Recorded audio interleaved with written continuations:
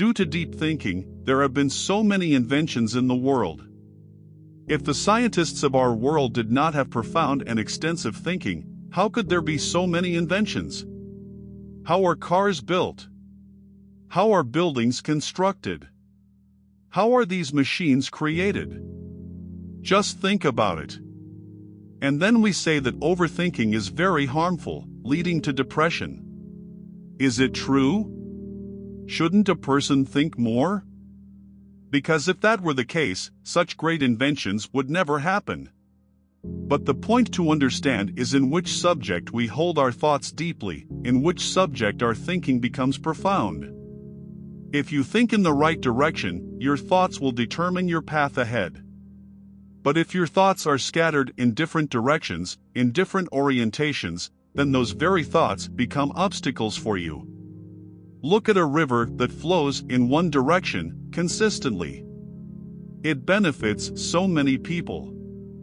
But if that same river starts flowing in different directions, it becomes destructive. Fire feels pleasant in winter, but from a distance, it gives warmth and joy. However, if someone, in their desire for excessive pleasure, puts their hand into the fire, it will burn them. Similarly, our thoughts have a direction, and evaluating them correctly is essential. In the Buddhist story I'm about to share with you today, you will find a path to think from the right perspective. After that, you won't be troubled by the ailment of excessive thinking. Instead, it will become your strength. Before you immerse yourself in this story, make sure to subscribe to this channel. This story takes us back to a time when people didn't have many resources, no cars or modern machines. Whenever someone needed to go to the city, they either walked or traveled in a horse carriage, and it took them several days to reach their destination.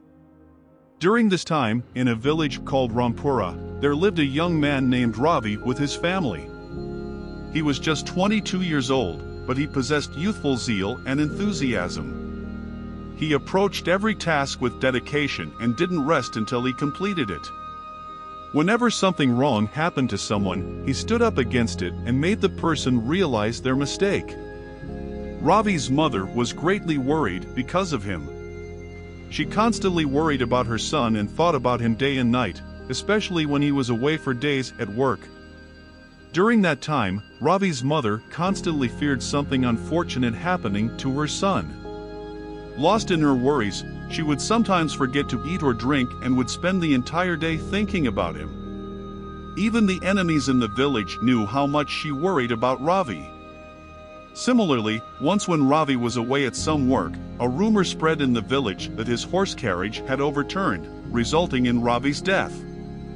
This news spread like wildfire throughout the village and reached Ravi's mother's ears. The ground slipped from beneath her feet, and she felt as if her world had shattered.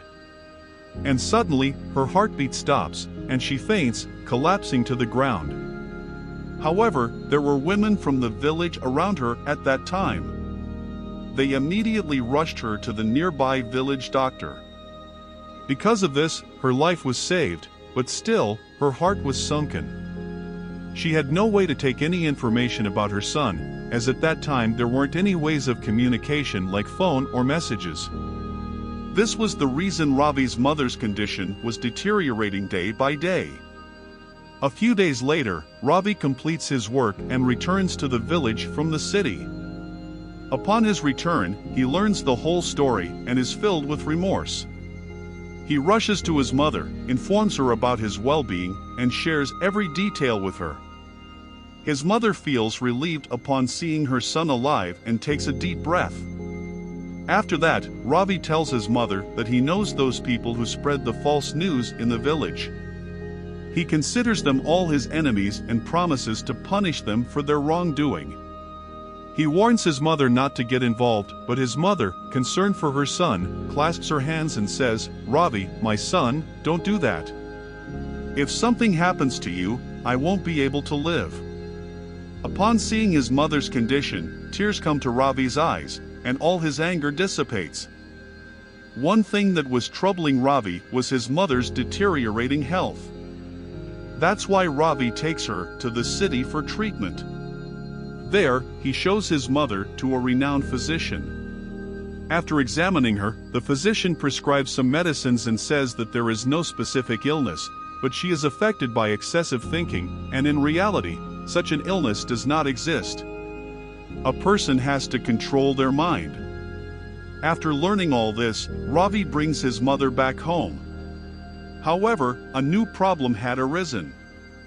Now, Ravi couldn't go to the city for his work for several days because he was constantly worried about his mother, fearing that she might become excessively anxious and suffer. Due to this concern, Ravi's business was gradually declining. He tried to reassure his mother, telling her that nothing would happen to him and that he needed to focus on his work. However, his mother was not convinced, and for some reason, she couldn't control her thoughts either. While the point was valid, Ravi never left his mother alone in the village. However, when his work gradually diminished, he came to know in the neighboring village a Buddhist monk has come who has a profound knowledge of the mind's thought process. With hope, he brought his mother to that Buddhist monk. When they both arrived, they found the monk was eating food. Ravi went to greet him, but the Buddhist monk didn't respond and continued eating silently. After he finished his meal, he asked Ravi the reason for his visit. In response, Ravi narrated the whole story to him. Upon hearing this, the Buddhist monk said that often humans fail to understand their intelligence, which can be his best companion and best guru, but it turns out to be his biggest enemy. As the doctor told you, it's not an illness, it's caused by excessive thinking, and humans often struggle to control their minds.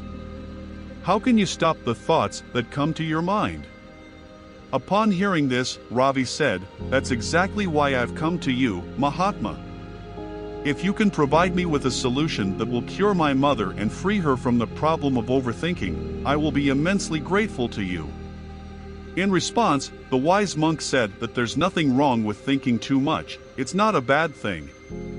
However, humans often think excessively about things that are not related to their work, and they get attached to futile worries. I'm telling you 6 solutions that will free your mother from the ailment of excessive thinking.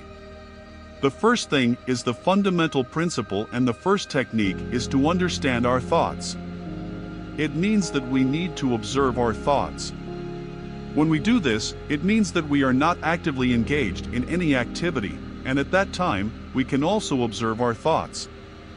We can see the types of thoughts that arise in our minds, and when we begin to understand which thoughts are most related to us, we also understand the reasons behind the emergence of such thoughts. The thoughts that occur to us in the greatest number, in our minds, are a reflection of our nature.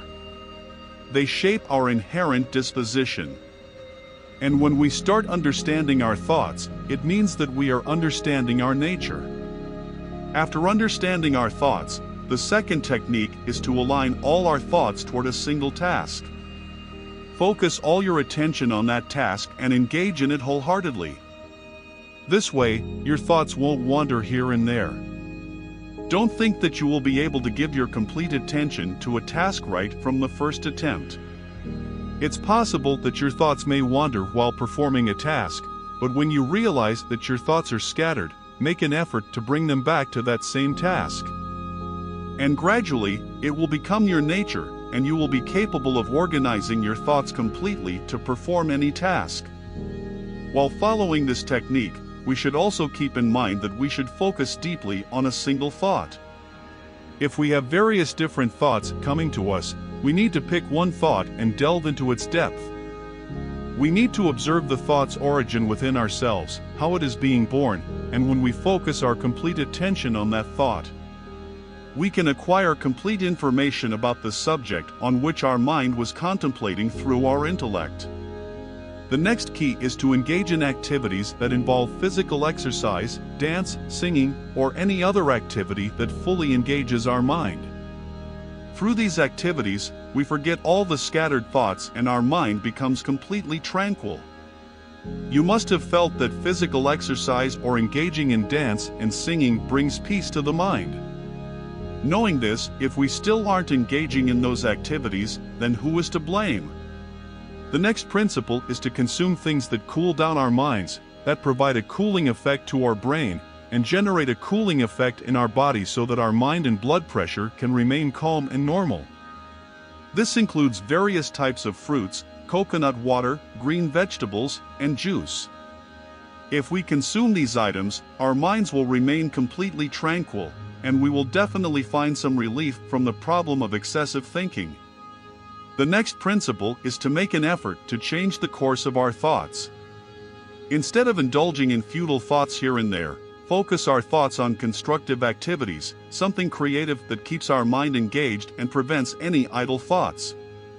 Women who find joy in sewing, their thoughts revolve around that work, and in a creative way, they are able to keep their minds at peace. Similarly, we should spend more time with children because the more time we spend with them, the more we become childlike, and our minds are freed from unnecessary worries. Finally, the most important thing to understand is that worrying and fretting are futile because what will happen, will happen. You cannot change anything about it, you can only make an effort, summon courage. But the outcome is not in your hands, no matter how much you think or worry about it. That's why the teachings of the Bhagavad Gita always advise us to keep in mind that whatever happens, happens for the good. Whatever is happening is for the good, and whatever will happen will also be good. Friends, in today's time, we see that many people fall victim to depression, and depression is solely caused by excessive thinking. For this reason, medical science has developed numerous medications. But think for yourself, can you reduce your habit of excessive thinking with any medication? Medication can provide temporary relief and bring you peace for a while. Just like if we take a sleeping pill at night, we can sleep peacefully throughout the night. But what will we do in the morning? What will we do next night? The purpose of making our videos is that they can help you to learn to heal yourself because everything is within you.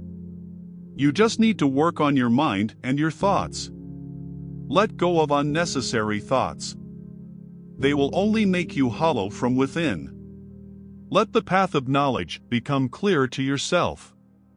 So come, join us in this campaign, which will free this world from excessive thinking and depression. How did you like today's story? Do let us know in the comments section. And if you liked it, then please subscribe to the channel, stay blissful, and see you soon.